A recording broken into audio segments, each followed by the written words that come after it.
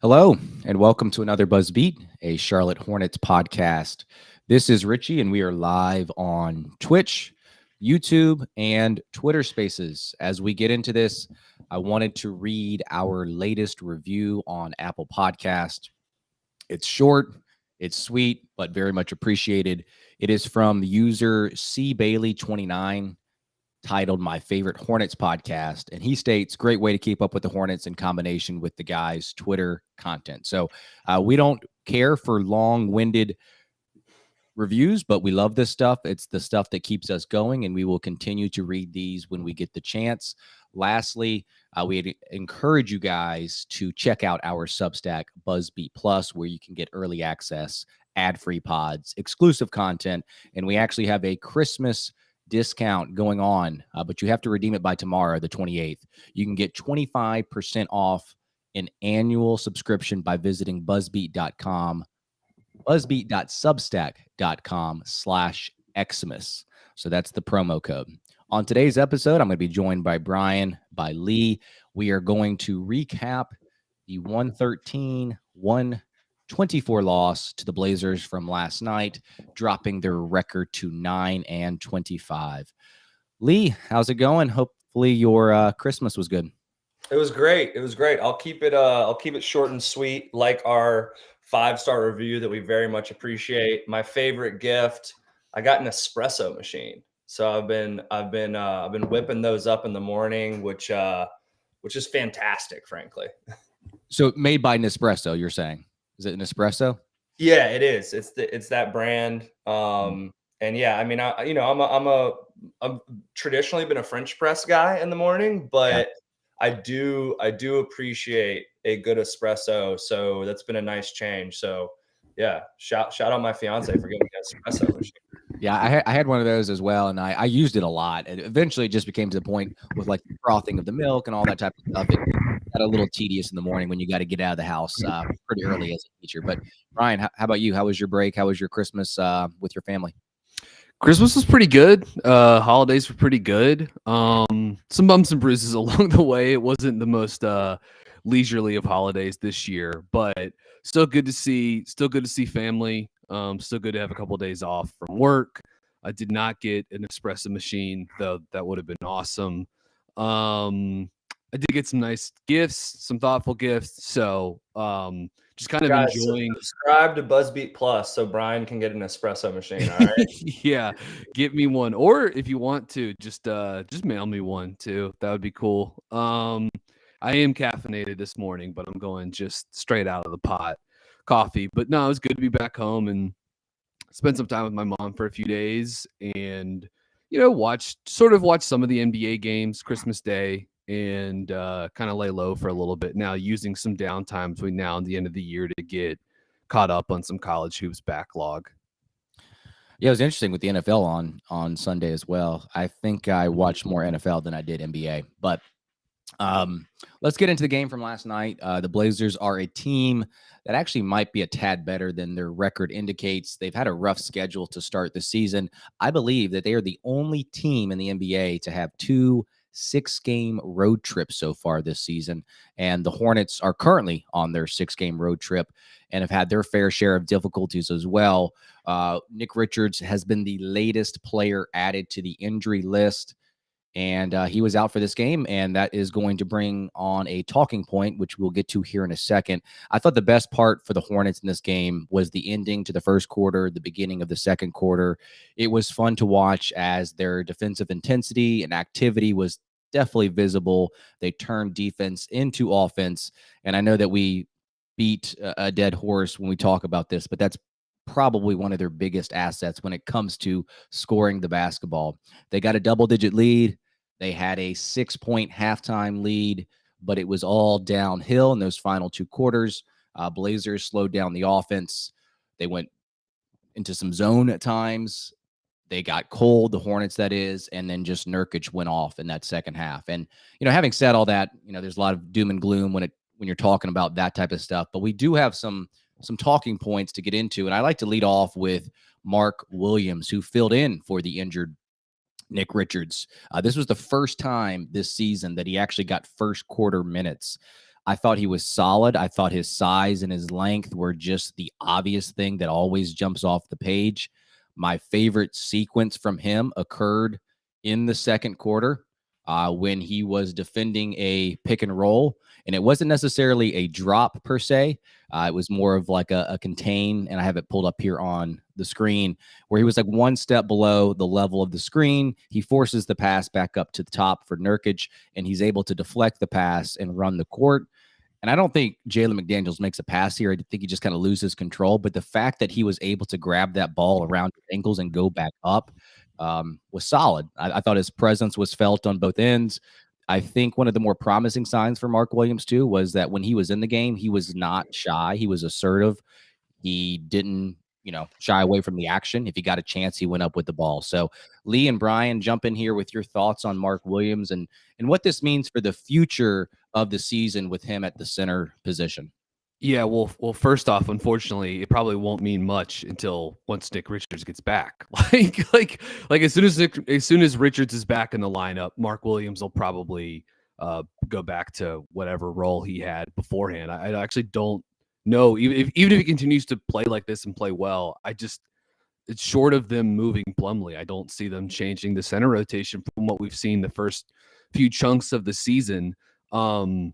We'll see. I think maybe later in the year if this team continues to sort of like unravel in terms of wins and losses, and if they do painfully and inevitably and lean into what they absolutely should do, which is play for a top draft pick or the number 1 draft pick as much as they possibly can. But Williams was good last night. Richie, I love the clip that you highlighted there. They didn't have Mark in a deep drop, which I thought was a little interesting. That could be due to the personnel of the opponent.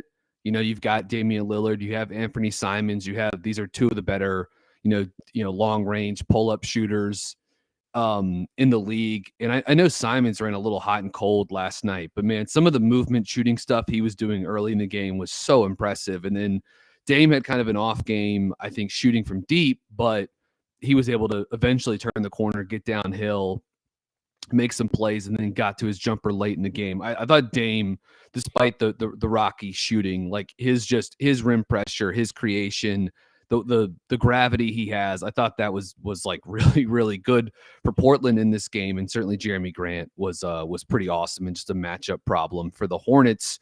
But it's back to Williams. I thought he looked good in the pick and roll. I thought he looked solid. I thought, you could see his length on that deflection there as Nurkic threw a pass that had probably 1% chance of like, buddy, I don't know who you are trying to thread that one. Nurkic, I know, can pass and had some nice passes last night, but I don't think there was a window there. And if Williams hadn't deflected it, I think the wing may have gotten that ball instead. But Williams was active. I do think we saw some of the good and bad habits of Williams. Like there were twice last night he tried to block a shot, like as like a help side guy at the rim, and he left the basket exposed for putback opportunities. I think Portland scored on one and then maybe got fouled or missed another bunny at the rim on a putback opportunity. I have to go double check the film on that. But I remember noting there were 2 times that he went to block a shot, and it's good to see him be aggressive like that. But his effort to contest or to reject was probably a little overeager, and because of that he gave up a pretty clean putback opportunity. That's something that happened a lot at Duke, and I do think with experience, and maybe not a lot at Duke, but definitely happened its fair share at Duke. And guys in the NBA, it's gonna be tougher to block those shots, and guys who are at the rim for putback opportunities are going to be even better and more likely to capitalize on those. So I think that's something that'll over time make its way out of his system. And I bet by year 2, we see that way less than we see it now. Again, more and more reps against this type of competition would be helpful. I made note of this. I thought the Williams usage last night, nothing spectacular, screen and roll. They ran some like 5-out delay sets with him as the handoff guy. That I like that a lot. I like that's the stuff that it's simple. It's easy to do. It's just ending up in screen and die for him. But I do like kind of getting the ball in his hand a little bit, letting him get a feel for it, then launch into action as the screen and roll guy, as opposed to just sort of like doing 1-5 flat pick and roll. He looks a little bit uncomfortable when he's out there before the screen. You know, when he's doing that side-to-side action, it looks a little bit uncomfortable. But obviously, you've got to let him experience that. Get the reps. 100%. And he ran. I made a note of this too. He ran screen roll last night with at least a half dozen different ball handlers. Jalen McDaniels, Teo Maldon, Gordon Hayward, Kelly Oubre, LaMelo Ball, including some stuff against Portland's zone defense, and also Terry Rozier. So with some handoff action late in the game too. So like seeing the usage, like seeing some of the pick and roll variety with the different ball handlers and sort of the different ways you could get into some of that. I'd love to see more empty corner pick and roll with Mark Williams. I'd like to see him get more pick and roll reps with LaMelo Ball. Yeah.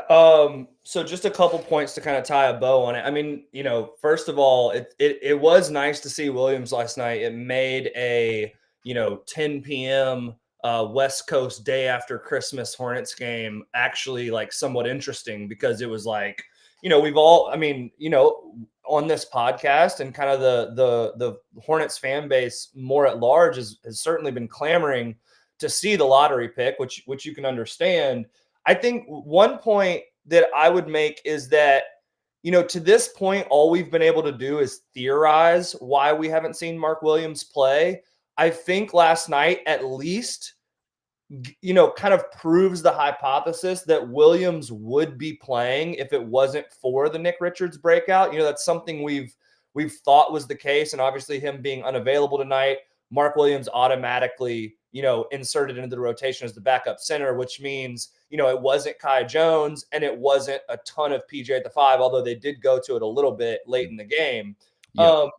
It also, I think it's reasonable to assume that it would also mean that if Plumlee was traded, then Mark Williams also would play and be in the rotation. So I think generally that is a takeaway and is a good thing. Brian, I also had a note about kind of his flailing reactions, trying to block shots around the rim. Funny enough, I mean, that's something Nick Richards struggled a lot with in his first 2 seasons. He would be, as you put it, over eager to kind of run around like a maniac and try and block shots, leaving the weak side open for offensive rebounders. And that's something Nick's gotten a lot better at. So hopefully, and it's funny. I mean, honestly, I thought Mark Williams looked a lot like Nick Richards last night. I mean, they're kind of similar profile of players. I mean, obviously Mark Williams is a lottery pick and Nick Richards is a second-round pick. So I don't know if Hornets fans will love hearing that. But Nick Richards has also become like a pretty high-end quality backup center in the league. And I don't think that's a horrible starting place for a young center like Mark Williams either. So those were kind of some of my thoughts that I had. The only other little small note I had, he was 3 for 4 from the free throw line. He's got a nice looking kind of mechanical touch for such a big guy. He was a decent free throw shooter, particularly in his sophomore year at Duke. I think he shot like 73% from the free throw line his sophomore year at Duke. So I don't think it's crazy to think that Mark Williams could eventually down the road develop at least kind of a modicum of floor spacing, and you see that in the free throw stroke a little bit. So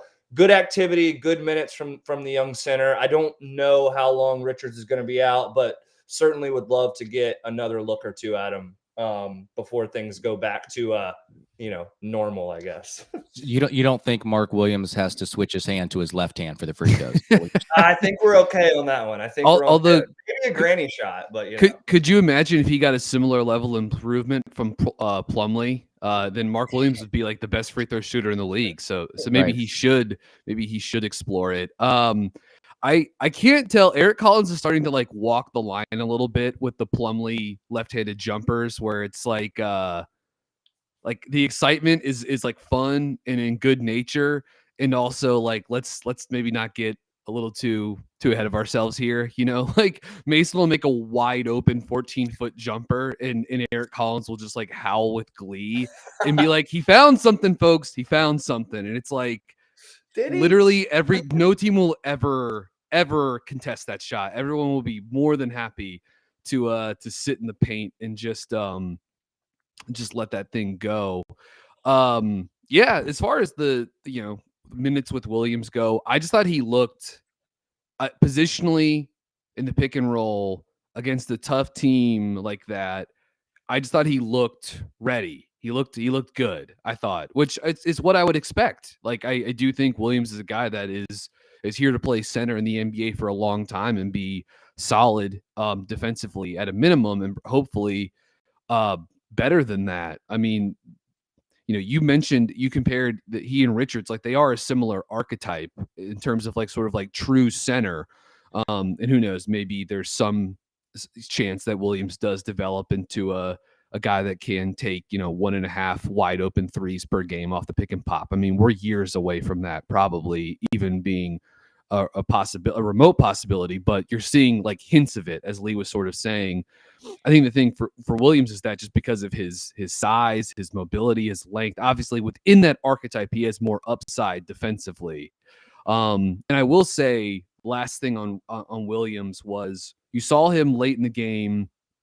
Portland was just so matchup heavy in the fourth quarter with its offense, and it worked in a bunch of different ways. I mean, they went through all the different toys in the toy box, including They Nurkic were brutalizing him with Jokic. Yeah, exactly. Nurkic. Yeah, and they did the same way. I mean, they went at Plumlee too. Like, Nurkic is obviously a tank. But you could see, that was the one thing. Williams is going to that's not only going to have to get stronger, but I really do think like in the lower body, those were the type of things that really gave him issues in college. And that was sometimes a guy like Zed Key at Ohio State. That's like a 6'8" post guy that would have a little bit of extra weight and muscle on him, not a guy like Nurkic, who's almost, is basically his height, but has however many pounds on him and is physical and comfortable playing with his back to the basket. But I did like there was one time Williams tried to throw down a putback dunk in the second half. That was on a second chance opportunity. And he didn't finish it, but he looked explosive. He looked strong. He looked physical. In the times where he was, I think, frustrating at Duke on the offensive end were when he was like a little finesse with his finishes on around the basket or putbacks. There's that famous time of the NCAA tournament where I think it was in the Arkansas or the Texas Tech game where Williams is going back up with a putback shot. He gets blocked from behind by someone shorter than him.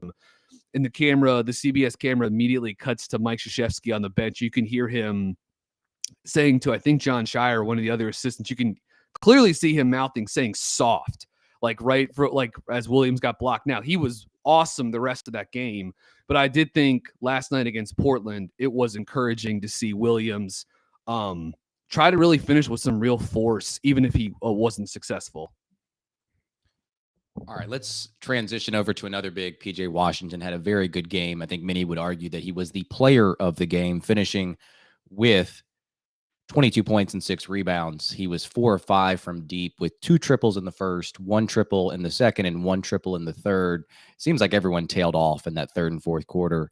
But I think what I've noticed from this game, and as the players start to come back into the fold, PJ is a guy that is best suited when he isn't relied upon heavily. He's a low usage guy. He's somewhat background. I think he does have the skill to do certain things with the ball in his hands, like run the occasional pick and roll, be a playmaker. But the lower usage games are typically better for him. He can shine. And when he's not the focal point on the offensive end, when he does chip in, it just feels like he's making more of a positive impact instead of always relying on this guy. So with all these injuries that have piled up over the course of the season, and now that the players are starting to get back healthy, you want to save this guy's energy for the defensive side of the court. You want to save this guy's energy as a pick and pop player. You don't want to feel like he needs to score the basketball. And I think that's where the context matters. And one thing that I did mention on a previous episode for PJ, just as a progression for his development, I think he needs to develop and take advantage of his floater game and build off of that. And I think there's 2 reasons why. Number one, he has struggled over the course of his career to score at the hoop. So if he can't get all the way to the hoop, or if he is getting all the way to the hoop and he just doesn't have the finishing craft, obviously it's not going to be very beneficial. Number 2, he's very good at slipping screens and diving into the paint and playing off the short roll. So he's going to get opportunities to stop short of the restricted area and take advantage of a floater. And he actually hit 2 floaters in this game in the second half. One of them came off of a trap where LaMelo had the ball and he found a gap in the paint, and LaMelo got the assist. And then number 2, he drove in from the wing. So like I said, he's got the skill to handle the ball, and he finished through contact on a floater. I think you could probably argue that it could have been an and one. So I think it'd be wise if PJ would work on this aspect of the game. He has games like this where he can just light it up from deep, and that's a big part of his game because he did go 4 or 5 from behind the arc. And that was the biggest story for him in this game. And I think the overall efficiency was great. But I do think because he's such a low usage guy, he's got to find little ways here and there on the margin to take advantage of opportunities that are given to him. So I think the floater game is one thing that I would wish that PJ could work on. I don't have the numbers in front of me, but I doubt that he's hitting those things at, a crazy rate. Yeah, probably. I mean, anything from the mid-range, whether it's long mid-range or short mid-range this year, has been a tough spot for PJ, right? And that's why we talked about this a week or so ago. When he has off nights shooting from deep, the mid-range hasn't been there sort of, and the foul drawing isn't there to sort of, make up for the off-night shooting from deep. So when he has a game shooting like that last night, it does feel like everything else sort of settles into place. He's given you the defense. I thought defensively, I mean, I know he was guarding Grant at times, and Grant had a big game, but I just thought PJ's activity level, his rotations, his hands were so good defensively. I think he's been rock solid on that side of the floor this year. It's the offense that's been up and down and is so sort of jumper dependent because the rim finishing, the mid-range finishing isn't there. I do think the context for him is tough this year, especially in games without LaMelo, right? Because one, you're trying to run pick and roll action with Dennis Smith Jr. and Theo Maledon. I think you can have some success there. Or Terry Rozier, that's not what Terry really does best. But often, as we've discussed plenty of times, PJ is almost always playing the 4 this season. And so when he is screening and diving or short rolling into space, it's usually with someone else in the dunker spot.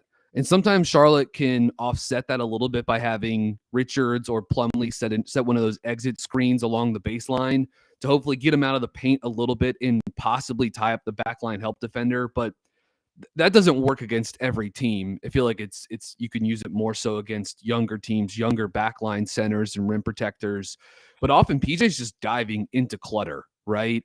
And so to Richie's point, I'd like to see him just catch in space on those looks and get to the floater as opposed to trying to put his head down in space on the short roll and barrel to the rim. I mean, it'd be one thing if he was drawing a lot of contact or could have a little bit better success finishing in those, but those things are getting altered. They're getting blocked. They're strong contests on them, and you're just not getting enough juice out of them. So I think for both this season, but also long term, it would be nice to see. I'd love to see more of PJ on those short roll finishes in space, lean in on that floater. But as far as the defense goes, I think it's been awesome. Like double thumbs up from me on this side. And certainly playing with LaMelo is huge. I looked this up earlier today on PvP stats, but it may not seem like a big difference, but PJ's three-point attempt rate with LaMelo on the floor this season above 46%. With LaMelo off the court, it's under 41%. It's not a huge, 5 percentage points, not a huge difference. But I do think that matters because I think the closer you get that number to 50, the better for PJ because it means less of these mid-range shots. It means more catch and shoots, which means probably more open looks too in terms of like what the contest level looks like. So I think having LaMelo back for him, like everyone else on the roster, is a huge deal, but maybe PJ more so than anyone else.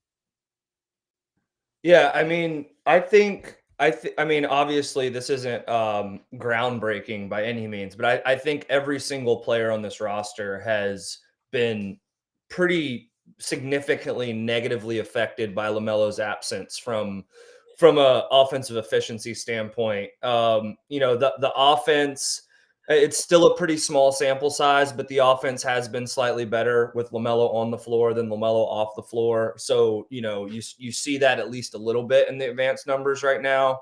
PJ is, below league average from an efficiency standpoint, just about everywhere on the floor this season. But like, you know, and you guys both just did a really nice job kind of laying out, you know, kind of the pros and cons of the everyday minutia of PJ's on floor game. The only thing I would add is I've talked at length. Me and Richie have had a couple conversations about kind of his inconsistency this year. You know, there are games where he looks like the prototype modern forward in the NBA, and there are games where you kind of forget he's out there for stretches. That being said, like, I am still pretty adamant that whatever this teardown ends up looking like, if anything at all, because this team obviously right now is bad enough to get a top 3 pick without having to tear things down any further. Like, I'm pretty steadfast in not wanting to include PJ Washington in any type of teardown deal. Like, he is a seamless fit on this roster with LaMelo Ball and whatever comes in the future. And it looks like James has posed a question here that honestly kind of goes right into this conversation, because PJ Washington will need to be re-signed in the offseason if he is going to remain a Charlotte Hornet. James says Jeremy Grant, who had 30 last night, makes $25 million a year. Is PJ worth 20? If not, should the Hornets trade him? You know, I understand the instinct for Hornets fans to want to trade PJ Washington. You know, it's kind of like the first couple of years of Miles Bridges' career, where he would make, 4 to 6% improvements in the offseason, but had never really had like a 12 to 15% massive leap until he finally did. So I'm very, very hesitant to trade PJ Washington. In terms of what he's worth on the open market, I think 17 to 20 is probably about right. But admittedly, kind of the cap space stuff and what these guys are worth on the open market is probably my weak spot in covering this team. So do either of y'all have any strong opinions about what a PJ contract, what he could demand essentially in the open market? No, I think it would have to be north of 15. 20, for sure. 20 is pushing it, like in terms of my like comfort level. So you're probably rightly around 17, 18. And I think the CBA expires after next season, the 23-24 season. So when they do come up with that new collective bargaining agreement, maybe a $18 million a year contract might not look as bad compared to maybe this season. So it's interesting, the decision that they made not to extend him when they had the opportunity. And now they're going to be, I guess, risking it a little bit as he is heading into restricted free agency. But yeah, that seems about right. And I don't think I'd be upset if he got $20 million a year, but I would definitely be pushing closer to that 17 million, 18 million, even though it doesn't seem like a big difference. I think it does in the grand scheme of things.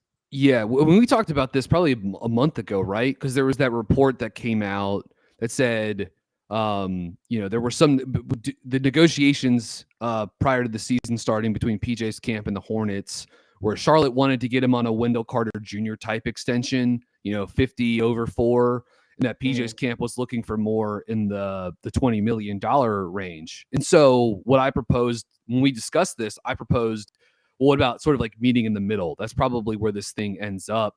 So maybe you end up and it starts at 17 or 18 a year, and then it works up to 20, especially as the cap is. And so, the deal ends up being 75 over 4, or, maybe 80 over 4 or whatever, but it looks a little, the way it's structured looks a little different. So maybe even in the last year, he's earning 22 million. I don't think paying someone like PJ is ever going to hurt you that much, because he's a two-way player that shoots threes. Like, I mean, we can say, you say what you want, say what you want about the inconsistencies and the fact that, I don't think he's, outside of some flashes, I don't think he's really been able to capitalize on the runway he's had as a playmaker this season for Charlotte. And the mid-range shooting has certainly been tough. The context is obviously not good for him, and I think it's important to note that. So I do think there is a little bit of there is this delta between, well, we know the known with PJ, which is we know this guy can be a hybrid, 4-5 that can guard, can switch, give you some rim protection, guard a bunch of positions, rotate, be in the right spot, put out fires defensively, and he can shoot threes. And he can give you some other stuff too. Like he's not just he's not like a PJ Tucker, like just sit in the corner. Like he is an above the break pick and pop shooter that can attack closeouts. And as I've brought up previously, SIS, Sports Info Solutions, which a place I used to work for part-time, they put out a stat at the end of last season that looked at how the best guys in the league get sort of like maintaining advantage when they're like in the middle of a play. So they're not the person finishing the play. They're not the person starting the advantage chain by taking a guy off the dribble or running pick and roll, etc. But they're the guy that's making the pass, that's connecting everything. And PJ was one of the best guys in the NBA at maintaining advantage, which again, I think that feeds even more into my belief that he's just a really nice secondary piece for any offense because he's not going to make a ton of mistakes. He's going to, some off nights shooting the ball. They all, and certainly like when he has an off night shooting from deep, that makes everything else look less efficient for sure. But as a guy that can help you maintain advantages, can shoot threes, and defensively, he does a lot of good for you. So I'd be curious to see what PJ's value would look like on the open market. And maybe that's the way Charlotte's going to, if they don't trade him, maybe that's how they're going to play it. Like, go get an offer, bring it back to us, and, we'll probably match it, or we'll see if we want to match it. I mean, certainly you're not going to just let this dude, walk out the door, obviously.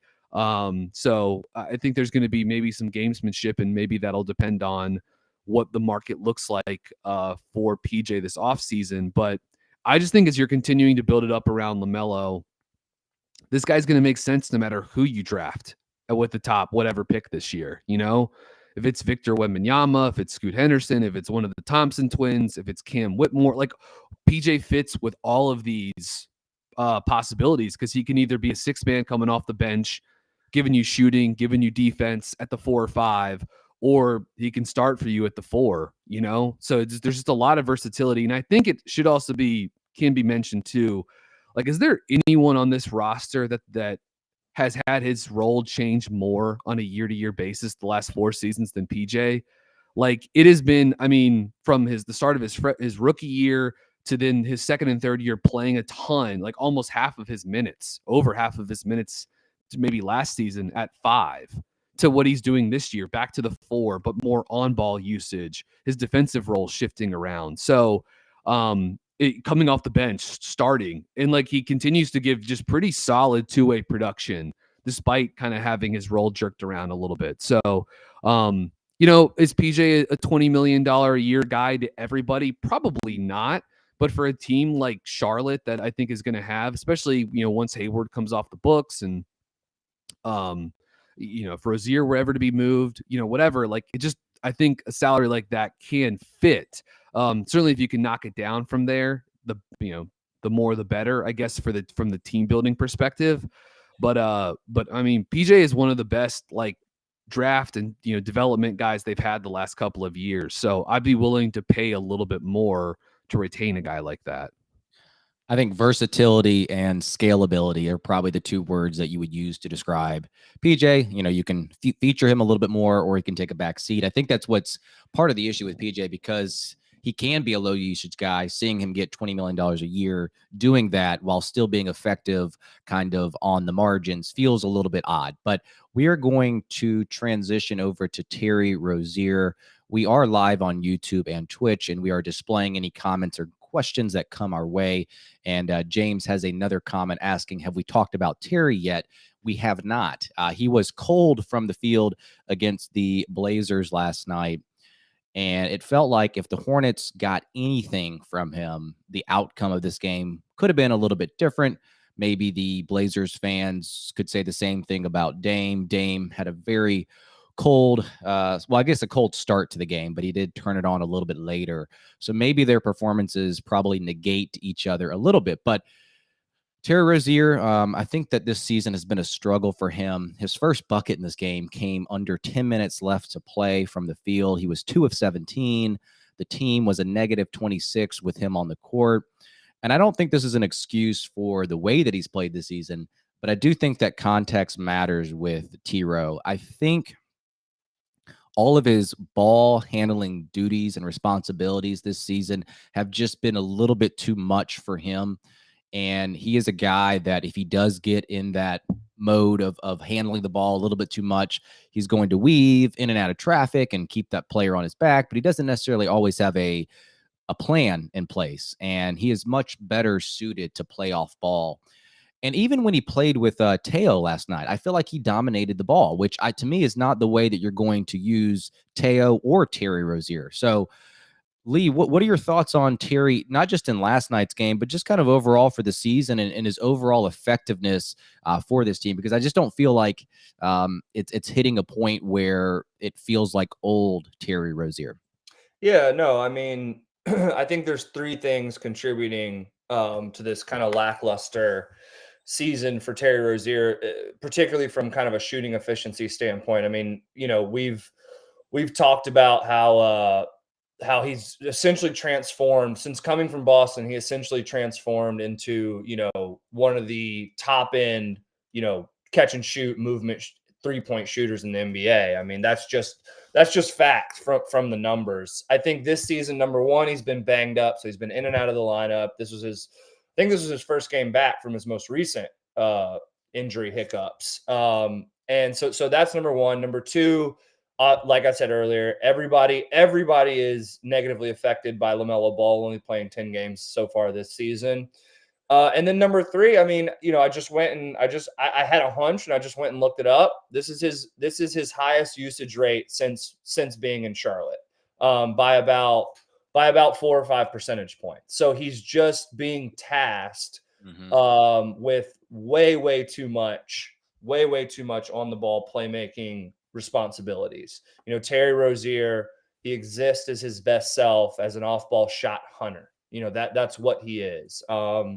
Obviously he has defensive, he's a defensive liability at times. He has physical shortcomings.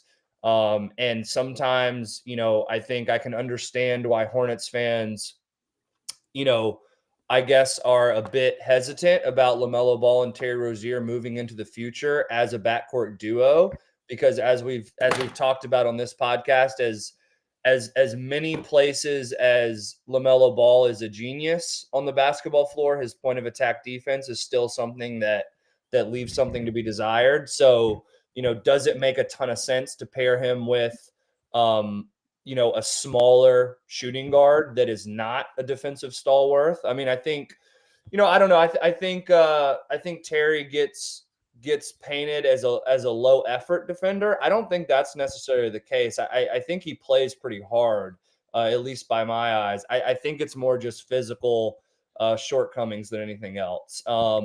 So he's good at jumping passing lanes. I think that's probably one of his biggest assets. Yeah, no, absolutely. I mean, he, so yeah, I think those are the three reasons that are contributing to Terry Rozier's kind of not great efficiency season shooting the ball. And, to me, it's as simple as that.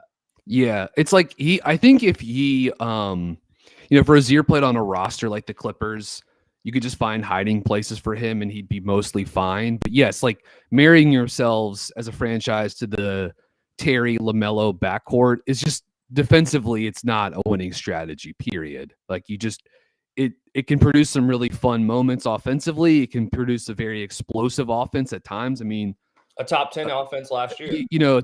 Sixth in the NBA in offensive efficiency last season. And those two guys can like play well off of one another. I think as long as there's another guy to be a magnet for rim pressure from the wing, because those two guys alone, LaMelo's really not getting to the rim a ton and in a small sample so far this year. And certainly Terry has never been a great rim finisher, and he's really struggling shooting from two this year, despite taking more attempts from that range. Like his 3-point attempt rate, it's been above 50 the last two seasons. It was close to 51% last year. It's down to 40 this season. He's taken almost 16 2-point attempts per 100 possessions. And his true shooting rate was just under 57% across 3 seasons in his first 3 years in Charlotte, which is really impressive. Really, really impressive. That's down to I think 48% this season, just completely fallen off of a cliff. So it's not only is the usage up, but the usage is just being routed through more possessions with him as the primary on-ball guy, taking more pull-up twos, more pick and roll pull-up twos. And that's just not the way to use this guy. And Steve Clifford knows that, obviously. I think that's been with Gordon hurt, with LaMelo injured, and both those guys missing a ton of the season. Like Terry is just, and certainly, guys like Dennis Smith Jr. have been out, and that then pushes more Rozier into that on-ball role. So it's not even just the starters being out; it's some of the backup and secondary ball handlers that missing time that's really probably pushed Terry into a tough spot. And last night, it was just a tough night. Like he had some really good looks in that game from deep, like wide open catch and shoots. Maybe he was in his head a little bit, or just guys have off nights, even the best shooters in the world. So look, I don't know what you do with Terry. Like if you could, I will say this: if you could move him and get value in terms of draft picks, in terms of young players in return, I think you absolutely have to do it. I know he matters to like the identity of this team. I know he and LaMelo are friends. I know both those guys wear Pumas. Like that is a thing. Like I do think that stuff can matter. I think that was part of the reason why he was brought back, was because Charlotte wanted to bring back one of the guys it had developed. But more than that, like I think he and LaMelo, they like one another.